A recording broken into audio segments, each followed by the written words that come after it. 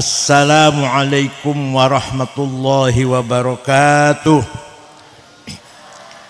Bismillah, alhamdulillah, wassalatu wassalamu ala sayyidina wa maulana wa syafi'ina wa habibina Muhammad Rasulillah wa ala alihi wa sahbihi wa man tabi'a sunnatahu wa jama'atahu min yaumina hadza ila yaumil ba'ts wan nahdah.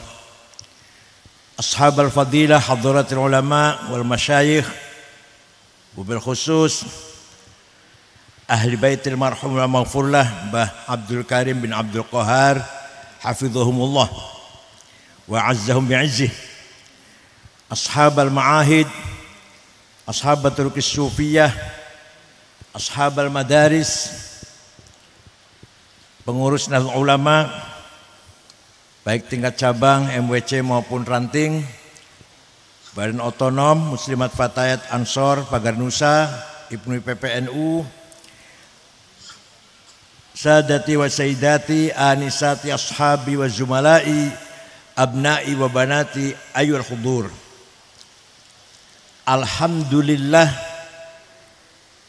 untuk kedua kalinya saya bisa silatul arham ke Pondok Al-Karimi ini. Dulu pertama kali ke sini tahun 1998. Saya pernah ke sini, haul juga, ingat-ingat lupa. Alhamdulillah kali ini saya bisa silaturahim kembali. Mudah-mudahan silaturahim kita membawa ala barakatillah untuk kita semuanya. Apalagi pesantren, pasti yakin kathah barokahipun. Lembaga pendidikan yang penuh barokah adalah pesantren. Pesantren mempunyai 4 metode. Berapa, Bu? 4 metode. Pertama, namanya manhajut ta'lim, metode transfer of knowledge, mengajarkan ilmu. Kiai menyampaikan ilmu kepada santrinya. Ya di sekolah luar juga iya, di sekolah di luar, SMP SMA di luar pesantren sama, guru menyampaikan ilmu. Ada orang yang tidak paham atau pura-pura gak paham mengatakan ilmu yang ada di pesantren tidak berguna. Ilmu yang ada di pesantren ora ono kanggone, ora ono manfaate kanggo bangun masyarakat zaman saiki. Karena dia tidak tahu. Kalau mereka tahu betul, ayo datang ke pesantren. Tidur di sini 1 minggu saja akan tahu bagaimana metode ta'lim di pesantren. Kiai 24 jam, Kiai Muhsi, Gus Musyafa memberikan bimbingan kepada santrinya tanpa lelah, tanpa putus, tanpa berhenti, 24 jam. Seperti Rasulullah membimbing para sahabatnya. Beda dari sekolah, guru ngajar, menyampaikan ilmu, selesai pulang. Paham betul, paham betul. Nah itu sekolah. Tapi kalau kiai pesantren 24 jam menyampaikan bimbingan kepada santrinya. Bahkan kiai jam berapa saja, kapan saja ditanyai tentang masalah nopo mawon, ilmu pengetahuan agama, pasti dilayani, dijawab. Ini ciri khasnya pesantren. Siapa bilang pesantren gak ada ilmu yang berguna? Ada. Seperti kitab Fathul Mu'in, kitab kuno, kitab kuning, kitab lawas yang dikarang oleh Syekh Muhammad Zainuddin Al-Malibari. Macanya angel. Maka yang luar pesantren males karena bacanya sulit. Kalau di Lirboyo sekarang kelas berapa ya? Dulu sih kelas 2 dan 3 dulu. Kelas 2 di 3 Sanawiyah itu Fathul Mu'in. Sekarang udah berubah dari Boyo. Alias sekarang ya. Ada pasal yang kalau diterapkan sekarang sangat-sangat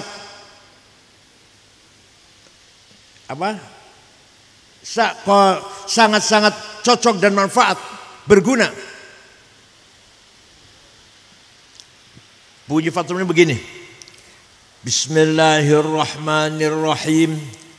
Faslun fil jihadi wa huwa fardu kifayatin marratan fi kulli am wa anwa'uhu arba'atun itsbatu wujudillah wa iqamatu syari'atillah wal qitalu fi sabilillah wa daf'u dharari ma'sumin musliman kana aw ghaira muslimin bil it'ami wal iksa'i wal iskani wa thamanid dawa'i wa ujratit tamrid.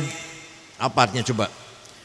Pasal ini menjelaskan tentang jihad. Jihad hukumnya fardu kifayah. Ada 4 macam jihad itu dan harus dilakukan menjadi program tahunan. Setiap tahun harus diamalkan. Pertama, nomor 1, bukan ngebom, bukan ngebom gereja, bukan. Jihad nomor 1 adalah itsbatu wujudillah. Para kiai, kita semuanya ini harus berupaya keras mengajak masyarakat agar yakin dengan wujudnya Gusti Allah. Kiai-kiai Gresik selalu mengajak masyarakatnya agar selalu tidak pernah lepas beriman kepada Allah. Dalam syarahnya kitab Al-Talibin, itsbatu wujudillah ay iqamatu hujajin diniyatin naqliyatan kanat au aqliyah itsbatu wujudis shani'. Kiai harus mengajarkan tauhid akidah kepada masyarakatnya dengan dalil, dengan argumentasi, hujjah, baik itu hujjah tekstual nakliyah maupun hujjah rasional akliyah. Paham boten?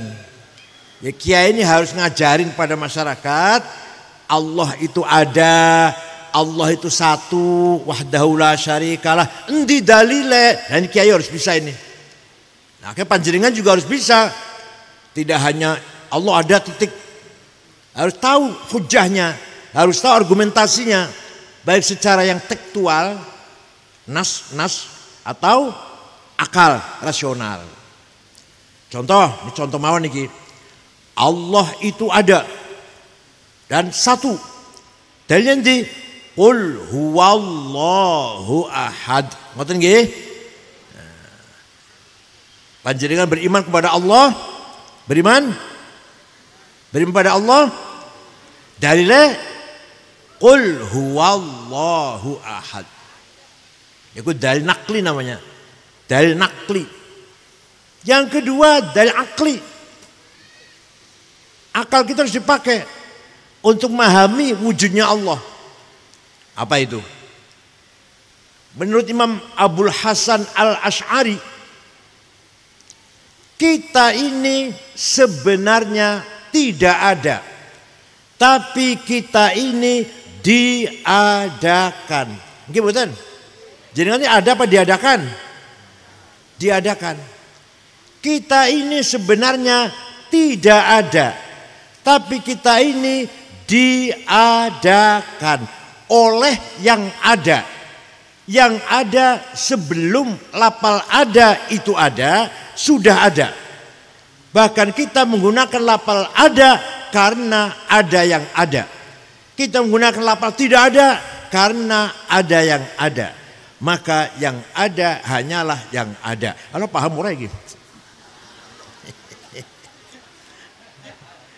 Kita ini ada apa diadakan? Diadakan oleh yang ada. Yang ada sebelum lafal ada itu ada sudah ada. paham alhamdulillah. Ayo buktikan. Buktinya ada domir, kata ganti, pronoun. Domir, ada 3. Ana, aku. Betul nggih bahasa Arab nggih? Ana, aku. Anta, engkau. Huwa, dia.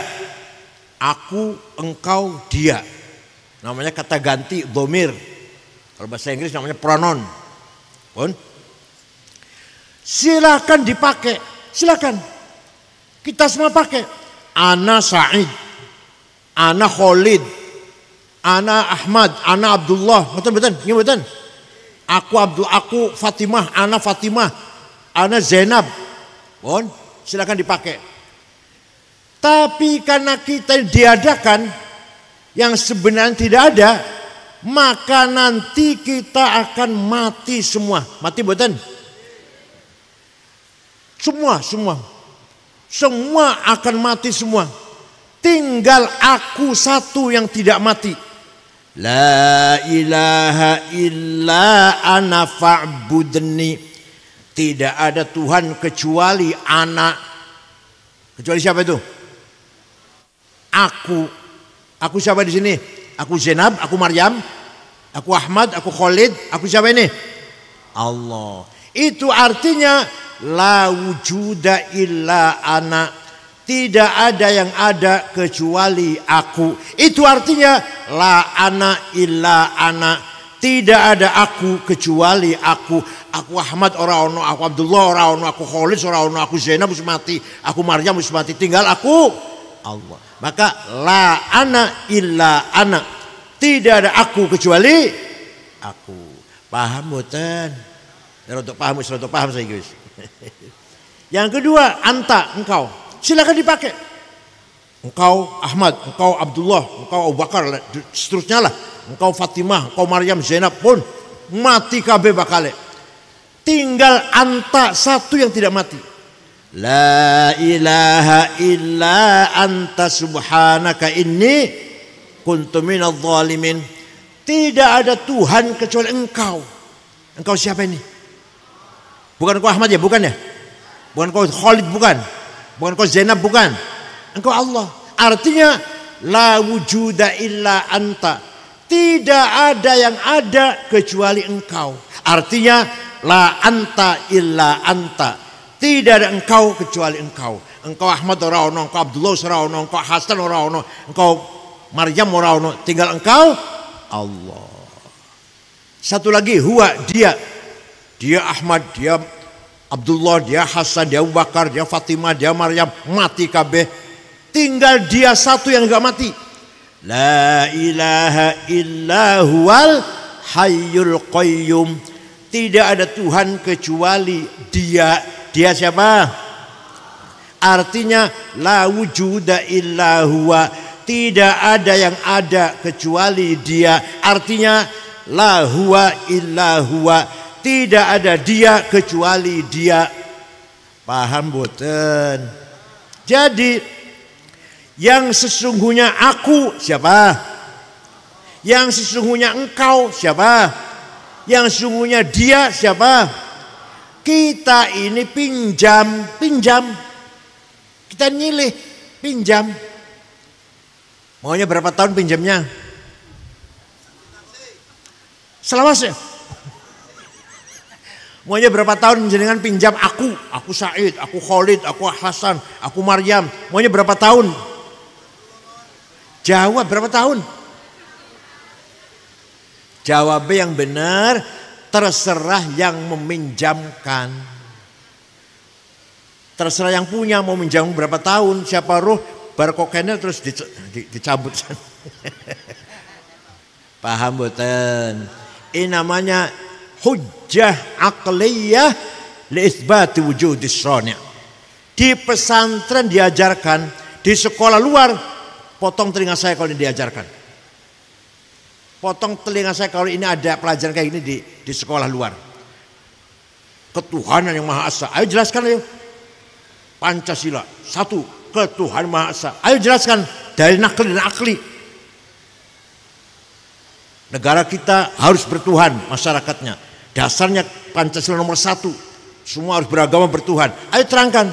Endi dari naklinya, endi dari aklinya. Sing iso ngono kiai pesantren. Paham mboten? Pun. Ilmu di pesantren luar biasa. Bukan hanya pesantren, dalam agama Islam. Paham Bu? Orang Arab dulu ketika Kanjeng Nabi diutus, bodoh orang Arab itu, buta huruf. Nyun sewu. Beliau Rasulullah juga buta huruf. Ora iso baca, ora iso nulis. Tapi begitu Islam lahir, orang Arab menjadi bangsa yang maju, berani, percaya diri, mendakwakan Islam kemana-mana. Peranannya sahabat adalah nasrul dakwah. Sampai dari Mekah, dari Madinah, sampai ke Maroko, sampai Andalus, kulon, Mesir, Libya, Jazair, Tunis, Maroko, Andalus, Islam. Ke timur sampai India, lewati Irak, Iran, Afghanistan, terus ngetan. Ke utaranya sampai Asia Tengah, Islam semua itu. Yang menyebarkan Islam adalah para sahabat. Paham betul? Yang menyebarkan Islam kemana-mana para sahabat. Dengan siap berkorban darah, nyawa. Siap mati demi memperjuangkan agama Islam. Ini para sahabat. Tapi setelah para sahabat tidak ada, tinggal generasi tabi'in. Perjuangannya adalah membangun kemajuan ilmu pengetahuan dalam agama Islam. Jadi abad kedua itu ulama-ulama lahir. Bukan hanya menyebarkan agama Islam, bukan, tapi mengisi kualitas pendidikan agama Islam. Abad kedua itu masa tabi'in, muncul Imam Hanafi, Imam Malik, Imam Syafi'i, Imam Hambali. Lahir Imam Bukhari, Imam Muslim, Imam Abu Dawud, Turmudi, Nasai, Ibnu Majah, Daraqutni, Darimi, Ibnu Khuzaimah, Al-Hakim. Muncul Imam Khalil, Imam Sibaweh, dan seterusnya. Muncul ahli tafsir Imam Tabari. Muncul ahli ilmu hadis Syahabuddin Ar-Roma Hurmuzi. Beliaulah para ulama yang berjasa membangun ilmu pengetahuan. Imam Syafi'i contohnya berjasa besar Bu, jasanya ageng sangat. Bukan jasa perang menyebarkan agama Islam, bukan, membangun peradaban, kemajuan agama Islam. Imam Syafi'i contoh. Imam Syafi'i dapat surat dari gubernur namanya Abdurrahman Al-Mahdi, gubernur Transaksania atau Mawaro An-Nahr, sebelah timur. Dibuka suratnya isinya, Syekh, saya ingin paham syariat Islam. Gimana caranya? Gubernur takon dari Imam Syafi'i. Imam Syafi'i memanggil muridnya namanya Robi' bin Sulaiman Al-Muradi. Robi', ayo nulis surat yuk. Ayo nulis Ar-Risalah. Ar-Risalah, surat. Jawab pertanyaannya gubernur. Imam Syafi'i ngendikan, imla, Robi nulis. Akhirnya surat Imam Syafi'i untuk gubernur Abdurrahman Al-Mahdi berjumlah 300 halaman. Yang sekarang menjadi kitab namanya Ar-Risalah. Paham boten? Di sini punya enggak di pesan sini kitab Risalah? Boten Gus. Boten. Tunjukkan pada santri, ini suratnya Imam Syafi'i ini. Suratnya Imam Syafi'i datang gubernur. Sekarang menjadi kitab namanya Ar-Risalah, surat. Di agama Kristen, agama Yahudi, enggak usah Hindu Buddha, enggak usah. Agama Samawi lah. Tidak ada ilmu namanya ilmu usulul fiqh. Piye caranya memahami nas, teks agama. Nggak ada. Biasanya memahami Taurat, biasanya memahami Injil. Betul wonten. Di agama Islam namanya ilmu usulul fiqh, yaitu thariqatul istidlal wal istinbat. Caranya mengambil dalil pemahaman dari Quran dan hadis. Quran tidak dibaca saja tidak, tapi harus dipahami. Kalau nggak paham salah semua nanti kalau nggak pakai usul fikih. Ayat Quran macam-macam. Ada ayat muhkamah, ada ayat mutasyabihah. Kata Imam Syafi'i, ayat muhkamah ayat yang sudah jelas.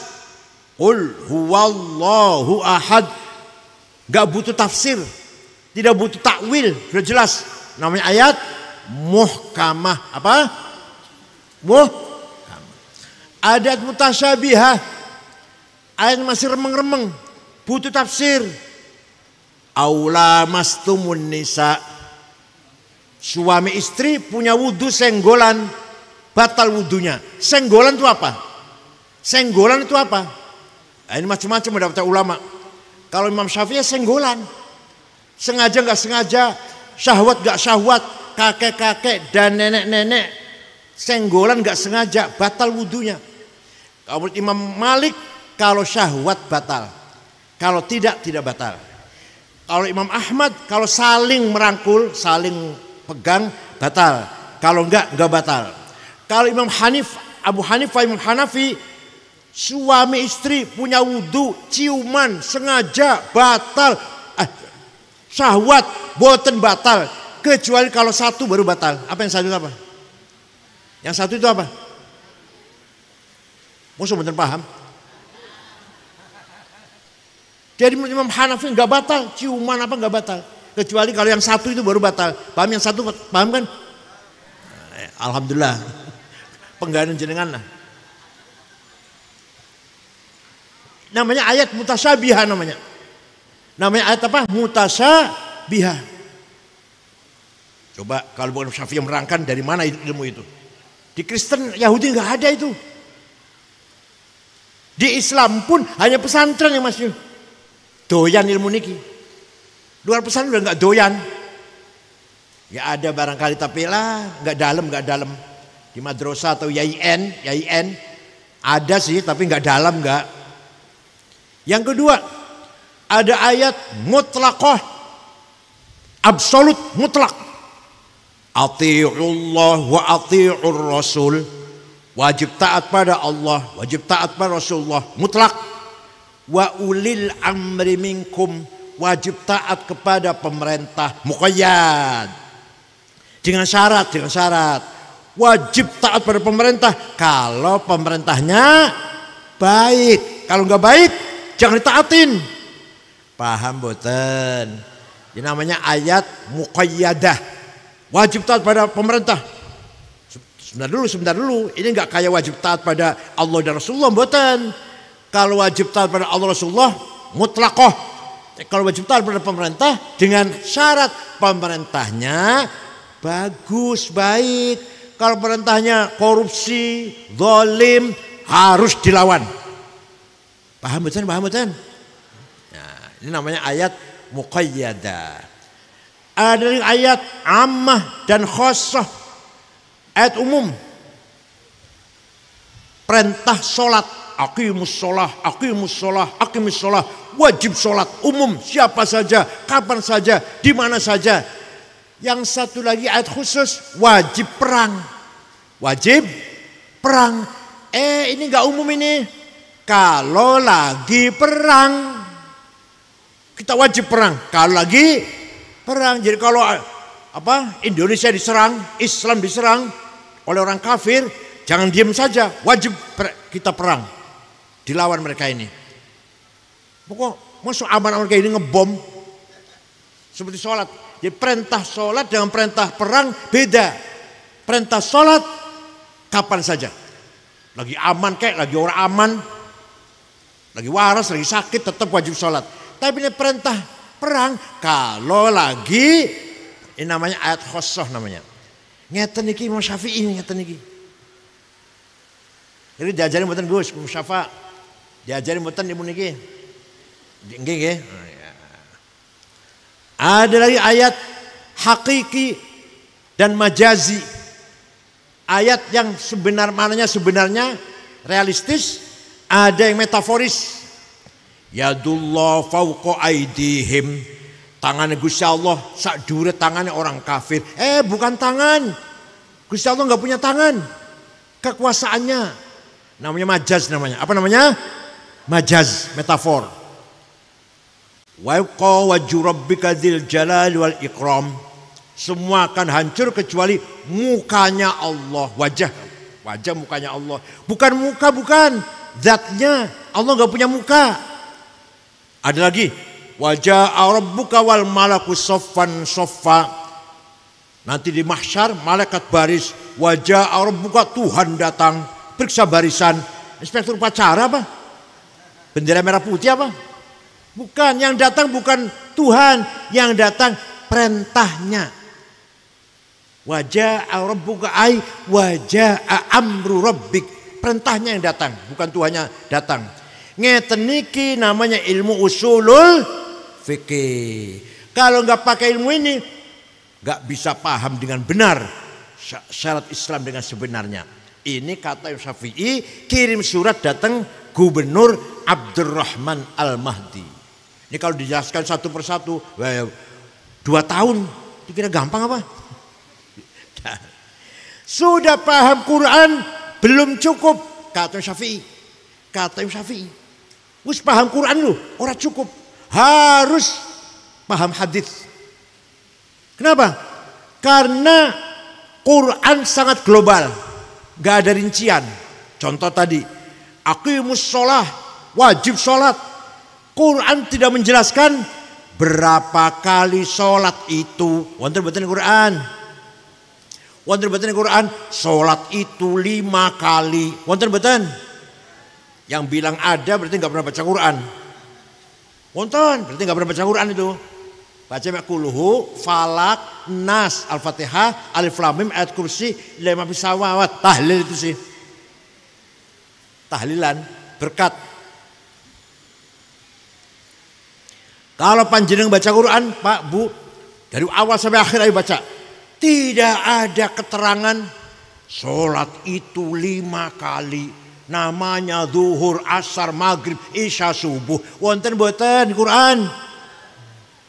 Adanya di hadis. Qala Rasulullah sallallahu alaihi wasallam, furidat alaikum khamsu maktubat, adh-dhuhr wal asar wal maghrib wal isya wal fajr. Diwajibkan kepada kamu sekalian orang Islam sehari semalam 5 kali sholat, namanya zuhur, asar, maghrib, isya, fajar atau subuh. Quran apa hadis niki? Jawab, Quran apa hadis? Lah mereka semua orang pesantren mboten paham, ngoten niku mboten paham. Ya Allah. Hadis pun macam-macam. Ada mutawatir, ma la yuhtamalu fihil kidb wal khata'. Hadis yang enggak mungkin salah, enggak mungkin bohong. Rawahu jam'un an jam'in. Sepakat ulama, umat semuanya sepakat. Ada hadis masyhur terkenal, ada hadis aziz baik bernilai, ada hadis ahad individual. Bon. Wis Quran, wis hadis, kata Imam Syafi'i durung cukup. Paham betul? Gak bisa paham syariat Islam kalau hanya Quran hadis, gak bisa. Kata siapa? Imam Syafi'i. Akal harus dipakai, akal ulama bukan akalnya sampai.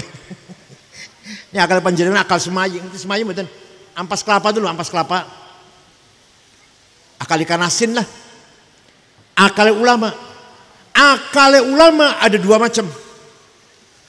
Ulama rame-rame kumpul, akal ulama kumpul, pendapatnya ulama kumpul, namanya ijma, konsensus. Apa namanya?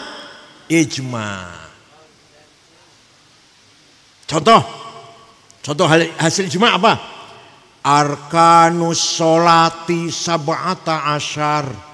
Rukun sholat 17, takbiratul ihram, niat, berdiri bagi yang mampu, Qiraatul Fatihah, baca Fatihah ketika berdiri, ruku, tumakninah, i'tidal, Quran boten wonten, hadis boten wonten, itu hasil ijma'nya ulama. Salat harus takbiratul ihram, harus niat, harus berdiri bagi yang mampu, harus baca Al-Fatihah, harus ruku, harus tumakninah, i'tidal, sujud. Penjelasan kayak gitu tuh loh. Teng hadis mawon boten wonten. Wonten hadis. Rukun salat 17. Wonten boten? Wonten. Dari sudah mau tahu macam hadisnya. Boten wonten Pak, boten wonten. Apalagi di Quran, di hadis pun boten wonten. Iku produk hasil ijma'nya ulama. Maka kita harus ikut ulama. Harus taklid. Ada orang sholatnya bagus. Saya tanya, ente sholatnya bagus sekali, belajar dari mana? Oh, saya belajar dari Quran dan hadis. Wallahi bohong. Kalau hanya Quran dan hadis gak bisa sholat, gak bisa.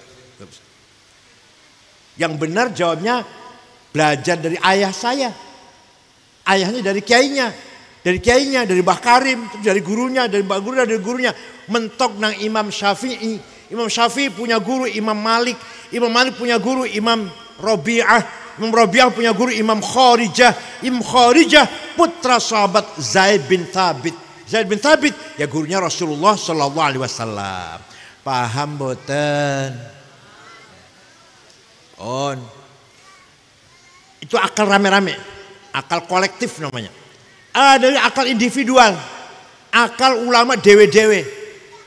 Namanya kias. Apa namanya? Analogi. Ada 9 kias. Burhani, Aulawi, Mantiki, Jadali, Istiqra'i, Tamthili, Khitabi, Syi'ri, Iqna'i. Contoh, sabu-sabu halal apa haram? Jawab. Sabu-sabu, narkoba, sabu-sabu halal apa haram? Ini Quran wonten?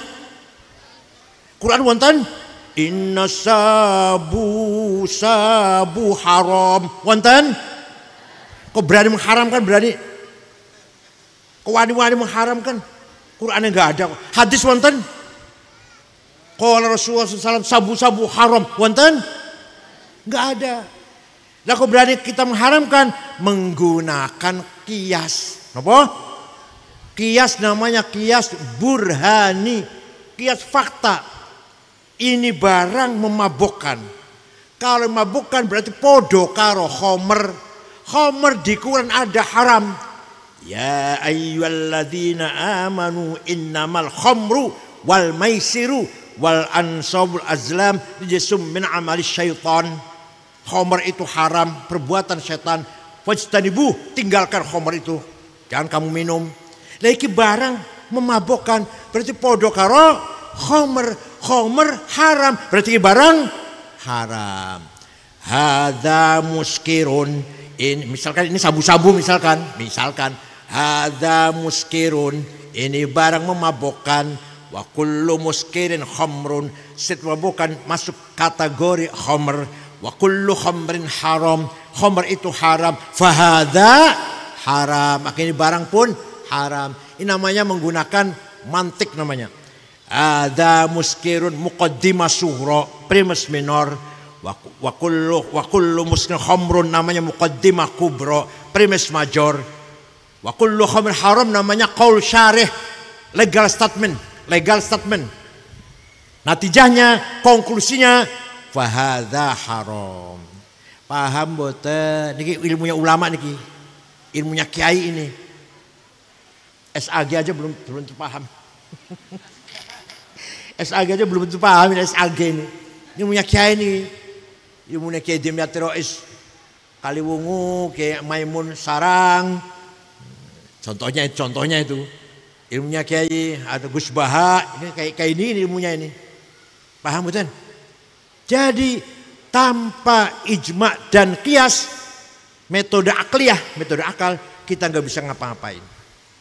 Contoh lagi kias aulawi. Nempeleng ayah ibu kenging mboten. Quran mboten melarang tuh. Quran tidak melarang jangan mukul ayah ibu, nggak ada. Yang ada wala taqul lahuma uffi wala tanharhuma. Kamu jangan bentak-bentak, kamu jangan ngomong kasar dengan ayah ibu. Kalau gitu kita masuk rumahnya ayah ibu, nggak usah ngomong, tempeleng aja. Boleh nggak itu? Kok nggak boleh? Yang dilarang bentak-bentak, ngomong kasar dilarang, nempeleng dilarang buatan. Nah, harus pakai kias aulawi. Kalau bentak saja dilarang haram, kalau ngomong kasar saja dosa, lebih-lebih nempeleng. Namanya kias aulawi, lebih-lebih. Apa? Lebih-lebih. Wala taqrabuz zina innahu kana fahishatan wa sa'a sabila. Kamu jangan mendekati zina. Pedek-pedek apa bahasa Jawanya apa mendekati? Nyedek-nyedek. Kamu jangan nyedek-nyedek zina. Sing dilarang apa nih? Yang dilarang apa ini yang dilarang? Mendekati. Zinanya haram buatan. Yang dilarang mendekati. Wala taqrabu. Ojo cedek-cedek, ojo mendekati az-zina, zina. Kalau gitu zinanya boleh enggak? Yang dilarang ini mendekati, yang dilarang. Paham itu jaringan? Yang dilarang oleh Quran mendekati. Lah zinanya haram buatan. Lebih-lebih. Jadi gitu jawabnya. Zinanya gimana? Lebih-lebih. Namanya kias aulawi. Paham nopo mboten? Dengan adanya, nih dengarkan penting nih, penting biar jangan paham. Dengan adanya metode ijma dan qiyas, dengan adanya cara berpikir yang namanya ijma dan qiyas, melahirkan ilmu fikih. Ilmu fikih itu dari Sapina sampai Fatsapina, Fathul Qorib, Fathul Wahab, Fathul Mu'in dulu, Fathul Wahab, Majmu' 40 jilid, Mahali 40 jilid. Fikih. Itu semua hasil dari ijma dan qiyas. Ilmu fikih itu lahir dari ijma dan qiyas. Malah kebanyakan qiyas.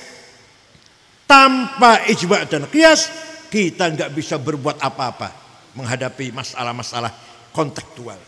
Nah, ini ilmunya pesantren. Paham boten? Ayo. Jaringan gak ada putro kali, satu sekolah, satu mondok. Yang mondok bisa, insya Allah bisa kayak ini. Bisa seperti ini insya Allah. Kalau sekolah gak akan bisa itu, Contoh ini baru sholat Pak. Ini yang saya contoh baru sholat. Belum masalah yang lain-lain. Puasa, zakat, haji. Semuanya bisa luas pembahasannya dengan metode ijma dan qiyas. Fikih lah, fikih. Fikih itu hasil dari ijma dan qiyas. Bon, itu ilmunya pesantren itu. Nah, ada lagi. Kiai ini mocok kitab kecil. Kitab kecil namanya Ja'a Zaidun.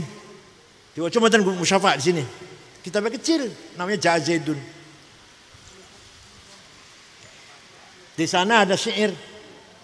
Zaidut tawilul abyadu ibnu maliki fi baitihi bil amsi kana muttaqi biyadihi sayfun lawahu faltawa fahadihi maqulatun ashrun sawa.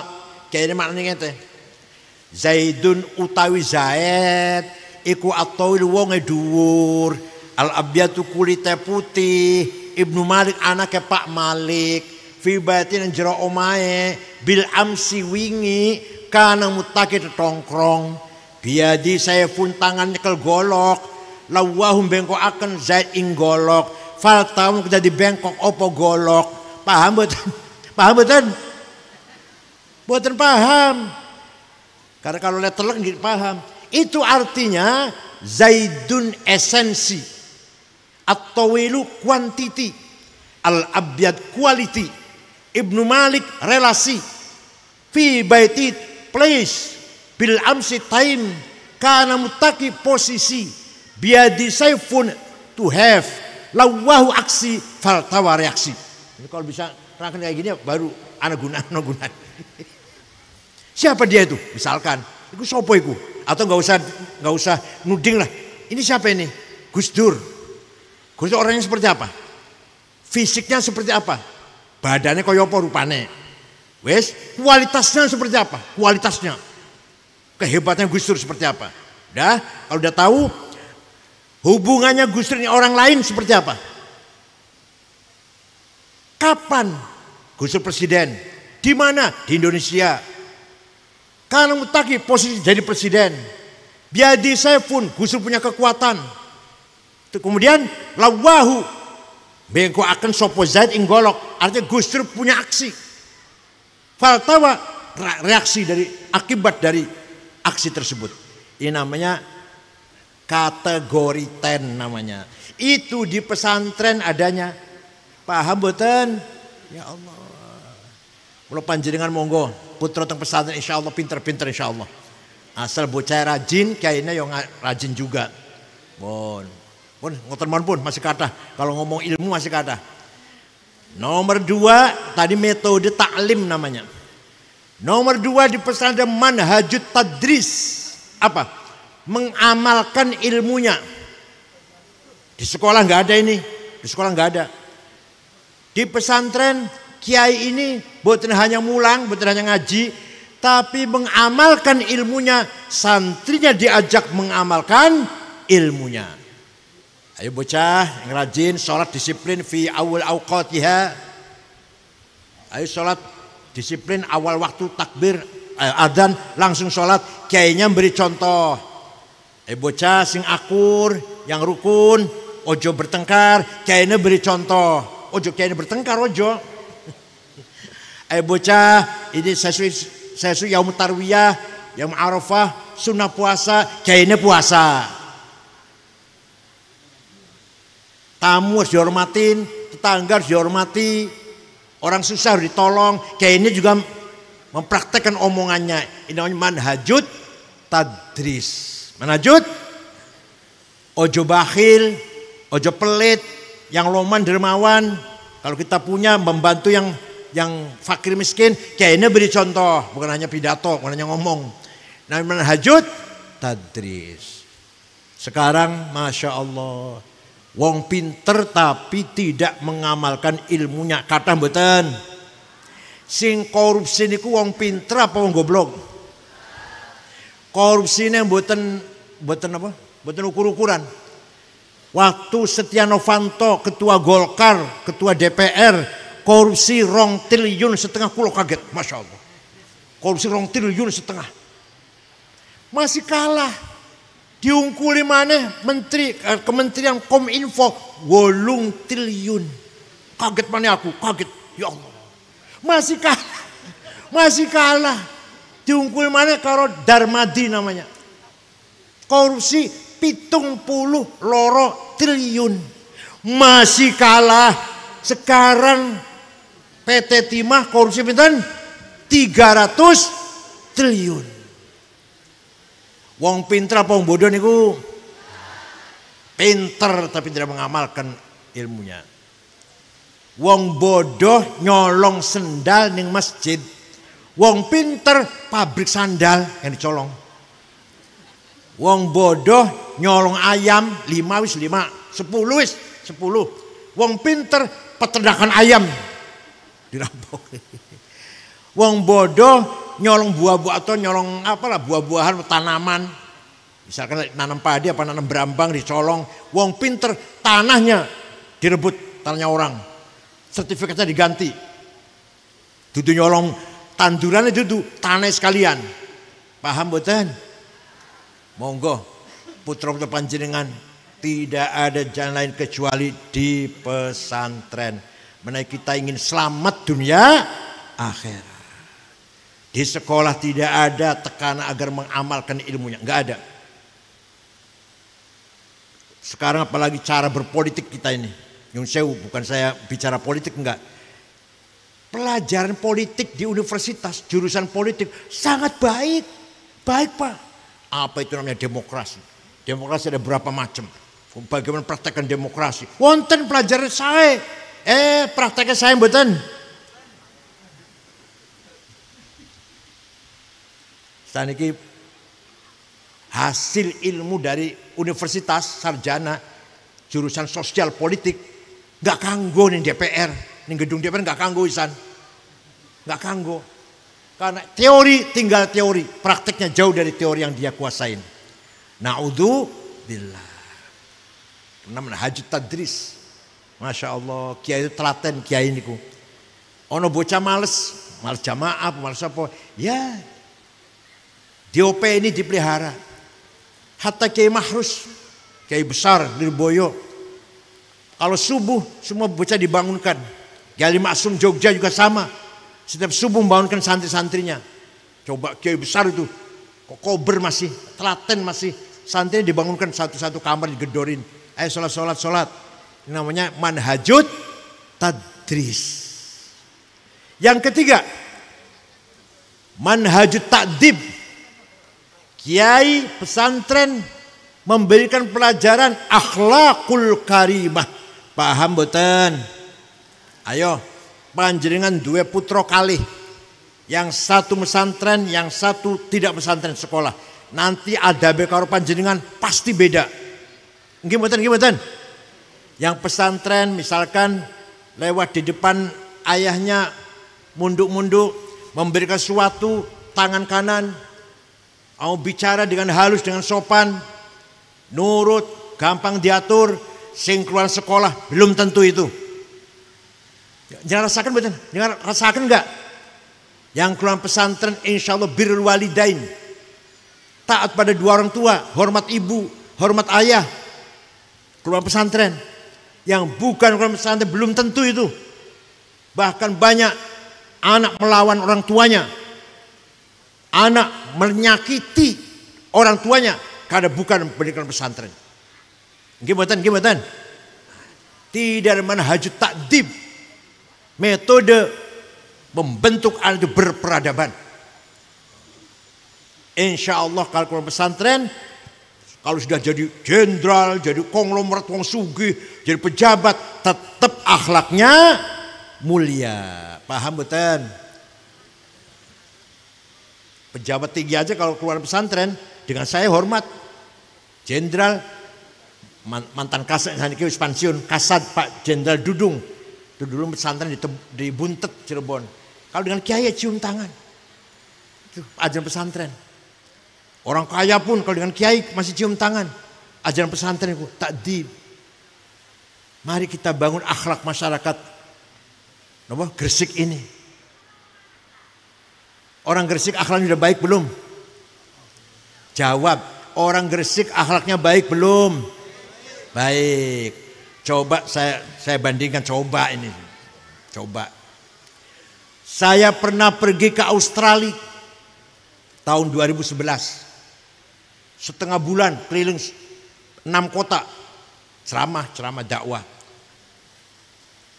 Melbourne, Canberra, Brisbane, Adelaide.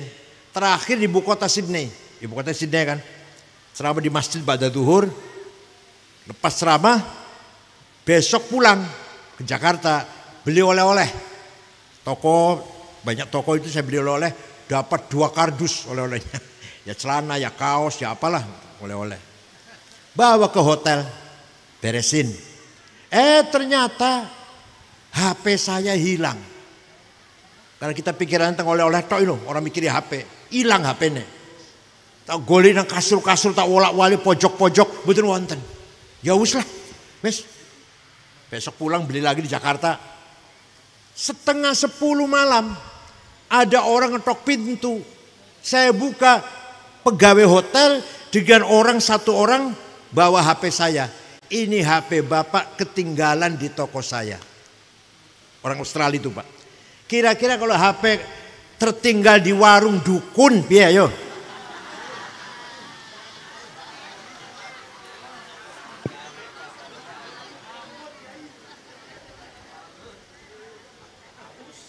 Saya pernah pergi ke negara Mali, Afrika Barat. Rombongan, ada Muhammadiyahnya, ada Al-Irsyad, ada Wasliyah, 6 ormas. 23 jam dari Jakarta, Dubai Aljazair, Mali. Di kota namanya kota Tembakto. Tidak ada rumah dikunci pintunya. Tidak ada rumah dikunci jendelanya. Motor, mobil di halaman gak masuk garasi. Sepeda motor ditinggal di halaman, kuncinya masih gantung. Kira-kira sepeda motor di dukun, ditinggal yang latar, kuncinya masih gantung, gimana? Padahal NU semua ya, padahal NU semua padahal ya. NU semua padahal. Tapi sepeda motor gak dikunci, so nyolong itu. NU semua padahal, Ahlussunnah Jamaah semua padahal. Namanya akhlak. Wa innamal umamul akhlaqu ma baqiyat fa inhum dhahabat akhlaquhum dhahabu. Derajate umat wong Gresik niki tergantung akhlaknya. Akhlaknya baik, orang Gresik namanya bagus, dihormati orang. Akhlaknya jelek, walaupun agamanya Islam, walaupun Nahdlatul Ulama, kalau akhlaknya jelek akan diremehkan oleh masyarakat lain. Ono wong arep nang Gresik, dukun terutama. Bareteng pundi panjenengan? Bareteng dukun. Kira-kira di sana aman gak ya? Ini ditanyakan tuh. Bukan agamanya apa ya? Bukan. Aman tidak ya di dukun itu? Oh aman. Aku sering rono aman.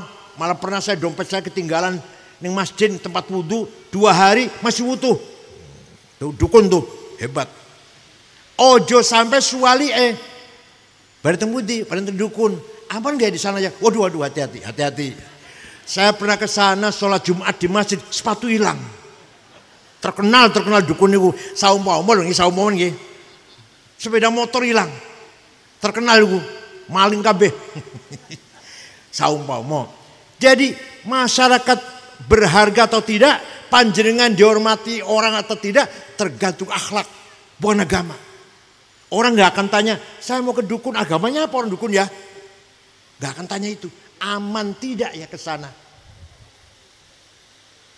Panjenengan ada negara namanya Afghanistan. Mireng namanya niku, mireng. Negara Afghanistan 100% Muslim. Siji wae ora ono Kristen. 97% Ahlussunnah wal Jamaah. 3% Syiah. Perang saudara wis 40 tahun. Paten-patenan. Hanya terdiri dari 7 suku. Nah kita sukunya kan 400 luwih Indonesia niki. Ngeri kok namang 7 sukunya. Perang saudara. Wis 40 tahun. Bom meledak di jalan, di kantor, madrasah, di masjid lagi sholat Jumat, di acara Maulid Nabi, bom meledak, mati 200, 100. Ya. Presidennya namanya Burhanuddin Rabbani, apal Quran, hafid Quran, dibunuh. Antek Amerika katanya presidennya, bunuh. Ono bocah wadon, lupa namanya, nyanyi, dibunuh. Apa? Nyanyi haram, perempuan nyanyi itu haram. Oh jadi nyanyi haram, membunuh gak haram. Ayo, panjenengan pengen buatan dolan mriko.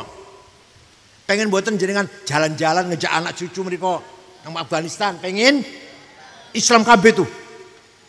Ahlussunnah KB. Begitu pula suali negara Jepang. Agamanya gak jelas. Bukan Islam, bukan Kristen. Bukan Hindu, bukan Buddha. Namanya agama Shinto. Agama lokal lah. Tapi tidak ada copet. Tidak ada perampok. Tidak ada calo. Calon betul nonton. Tidak ada ugal-ugalan. Tertib. Bersih. Puntung rokok satu pun gak ada di jalan. Ya Allah. Disiplin. Di ibu kota Tokyo tidak ada polisi. Supir tertib dewe-dewe. Buang puntung rokok, buang plastik bekas tempat apa di tempatnya masing-masing, gak asal buang. Pejabat tidak ada yang korupsi. Bukan karena takut mlebu rokok, gak ngerti rokok orang Jepang, gak ngerti neraka itu gak ngerti. Malu. Kalau korupsi ketahuan, saya malu. Istri malu, anak malu, semua malu semua. Sedulur-sedulurnya, gimana?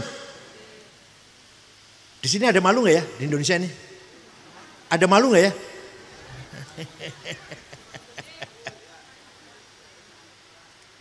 Tidak ada pejabat korupsi. Tidak ada polisi, hakim disuap. Nggak ada. Padahal agamanya nggak jelas. Akhlaknya luar biasa.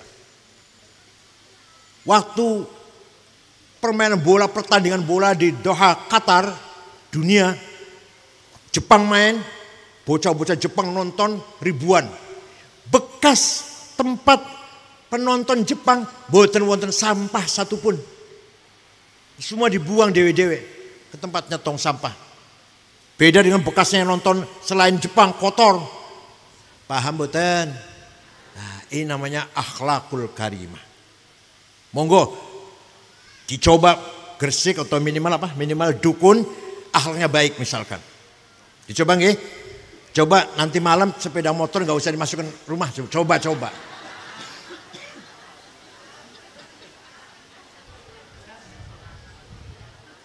Ini kan namanya akhlak. Kita malu kadang-kadang dengan orang non muslim. Non muslim jujur, tolong menolong, solid. Kita kadang jujur solid, tukaran. Kayak karo kiai tukaran, mboten Gresik mboten. Cirebon lah. Kayak karo kiai tukaran. Torekot dengan torekot tukaran. Torekot itu tukaran. Yayasan ngurus masjid, ngurus kuburan, tukaran. Paham mboten Gresik, mboten nonton nggih. Cirebon. Ngen kula niku, ngen kula. Ya Allah.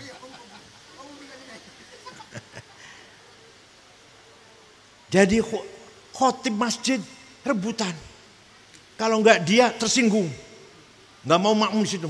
Pindah sholatnya masjid lain. Coba aku nangkene khutbah iki. Cirebon. Mungkin betul nonton. Hal yang saya hormati. Kembali pada akhlakul karimah. Manhajut ta'dib. Rasulullah SAW ganteng, gagah. Quran buatan memuji. Buatan ngalem. Muhammad kamu ganteng. Muhammad kamu gagah. Gak ada itu ayatnya. Nabi Muhammad pinter, sukses. Gak ada di Qurannya Muhammad kamu pinter. Muhammad kamu sukses. Yang ada di Quran. Wa innaka la'ala khuluqin azim. Sungguh engkau Muhammad orang berakhlak mulia. Jembar dadane, pemaaf. Waktu Fathu Makkah yang tadinya menyakiti orang Islam, membunuh sahabat, ngusir Nabi Muhammad. Sekarang Nabi Muhammad datang ke Mekah tahun 8 Hijriah dengan pengikut kurang lebih 12.000. Orang Mekah ketakutan kalau Muhammad akan balas dendam.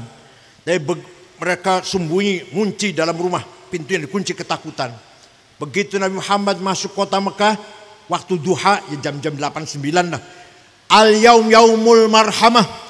Hari ini hari rekonsiliasi, nyambung seduluran. Karena kabeh penduduk Mekah tuh karo Kanjeng Nabi masih ono sedulur kabeh, masih korobah sama-sama Quraisy. Hari ini hari seduluran, gak ada permusuhan, tidak ada dendam, gak ada balas dendam. Yang sudah saya maafkan semuanya. Ya Allah, yang dulu menyakiti Muhammad, melempari batu, ngidoni malah, meludahi Muhammad, dimaafkan semua, nggak ada balas dendam. Saged panjenengan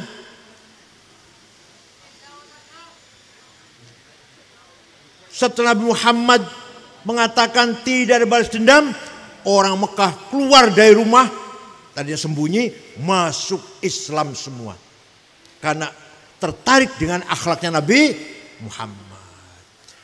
Dipuji oleh Al-Quran. Fabima rahmatin minallahi linta lahum walau kunta faddan ghalidhal qalbi lan faddu min hawlik fa'fu anhum wastaghfir lahum wasyawirhum fil amr fa idza azamta fatawakkal 'ala Allah innallaha yuhibbul mutawakkilin. Muhammad, kamu santun, kamu pemaaf, kamu baik. Maka mereka orang Mekah berbondong-bondong masuk Islam. Seandainya kamu walaupun tafaddan ghalidul qalb, jika kamu seandainya kamu sombong, petendang-peteng-teng, kasar, nyaci maki, go pentung, sweeping, Lan faddu min haulik. Ini orang Mekah lari dari kamu. Gak usah Islam-Islaman. Takut, Islam itu menakutkan. Tapi kamu pemaaf, maka orang Mekah semuanya masuk Islam. Inilah metode yang ditiru oleh para wali songo. Gak ada nyaci maki dakwah mboten wonten. Kalau ada di sini ada penceramah Gresik nyaci maki orang lain, jangan dipakai lagi, jangan diundang lagi. Wala tasubbul ladzina yad'una min dunillah fayasubbullah adwan bighairi ilm kadzalika zayyana likulli ummatin amalahum. Jangan mencaci maki orang yang tidak menyembah Allah. Ini Quran, Pak.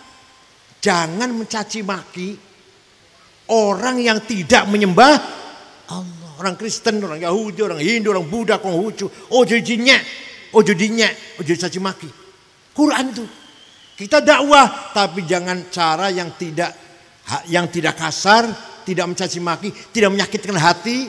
Kita dakwah. Itulah metode dakwanya para wali songo. Itulah yang saya maksud dengan Islam Nusantara.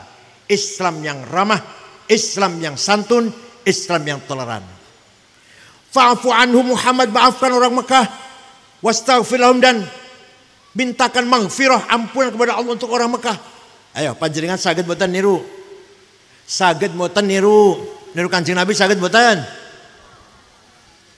Ya Allah, wong sing nyolong sepeda motor kula, Pak kula maafkan, saged? Orang bawa nipu kula 10 juta, saya maafkan. Ya Allah, muga-muga panjenengan ngapura ning dosane wong kang nipu kula. Kang nggawa mlayu sepeda motor kula, nipu kula 10 juta, panjenengan maafkan ya Allah. Saged?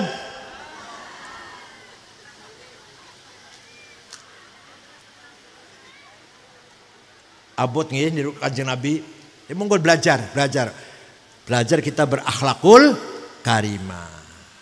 Diawiti dengan nawaitu dirinya sendiri berakhlak, insyaallah putra-putra panjenengan mencontoh datang bapak kok pemaaf, sabar, anak insyaallah jadi orang sabar, pemaaf, jadi orang baik. Terakhir, pesantren menggunakan metode manhajut tarbiyah ar-ruhaniyah. Kiai itu mendidik santrinya dengan pendidikan spiritual, ruhani, pinter wis, ngelakoni amal, mengamalkan ilmunya wis, ngelakoni ilmunya wis, akhlak sudah, tinggal ruhaninya. Bagaimana agar mendapatkan nurun mubashir yakdifuhullah, mendapatkan cahaya, direct illumination, cahaya langsung dari Allah, sehingga bocah ini bakalan dua hikmah atine padang. Kiai ngajari seperti itu. Contoh Gus Dur contohnya.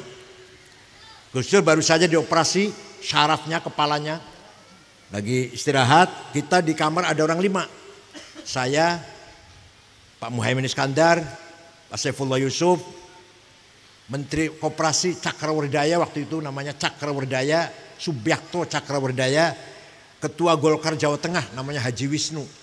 5 orang kita ngomong pelan-pelan, Gus Dur lagi istirahat. Tiba-tiba duduk. Gus Dur duduk. Mengko aku bakal jadi presiden.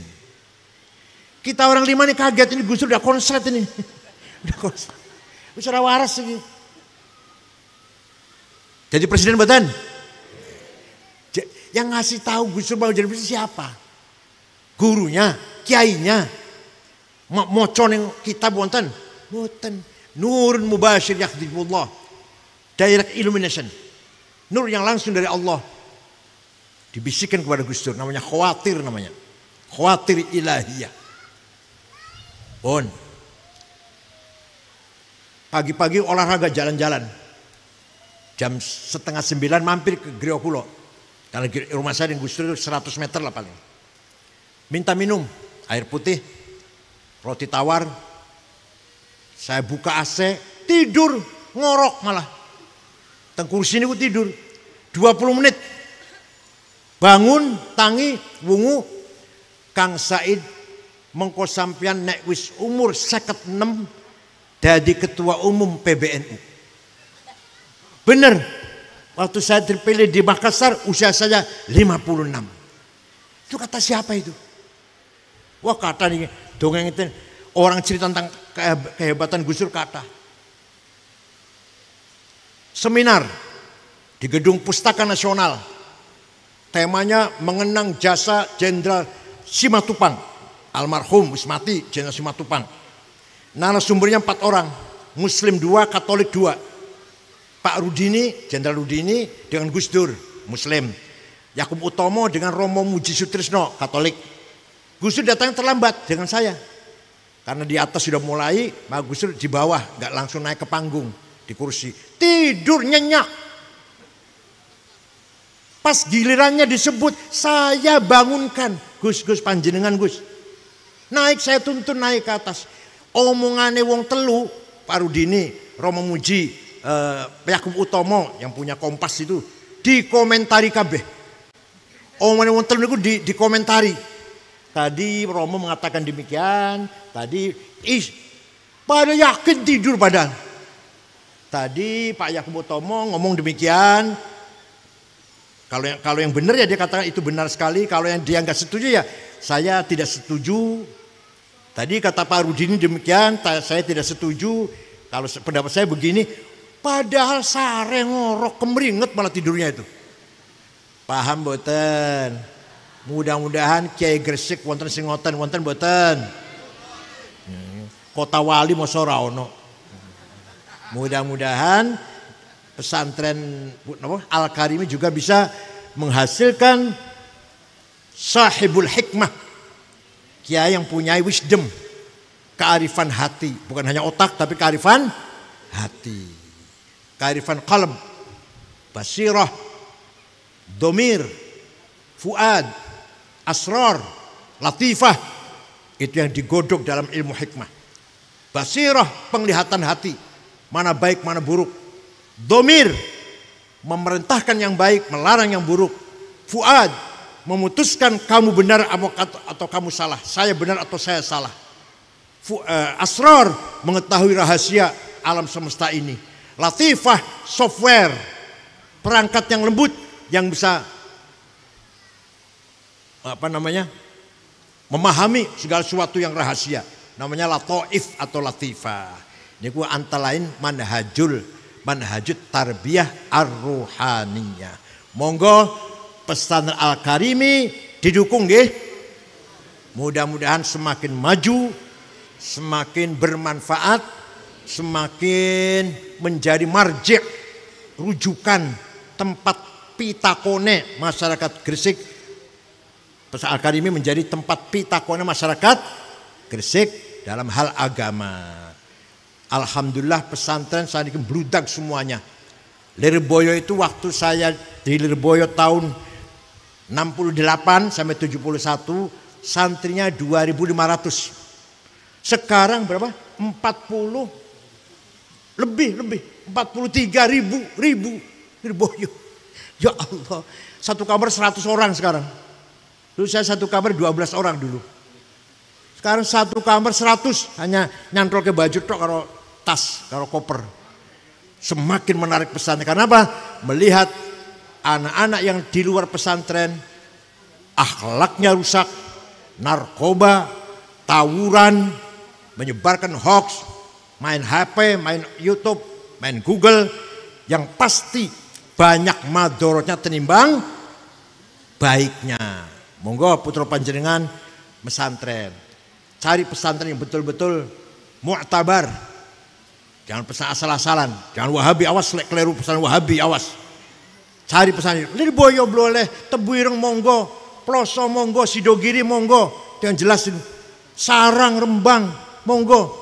Sudah jelas menghasilkan output atau alumni menjadi ulama, menjadi panutan, qudwah bagi umat Islam di Indonesia ini. Cekap semanten mawon, mugi wonten manfaatipun. Mudah-mudahan Kiai Muhsi diberi kekuatan zahir batin fi khidmati ulumiddin al-islamiyah ala tariqat al-sunnah wal jamaah.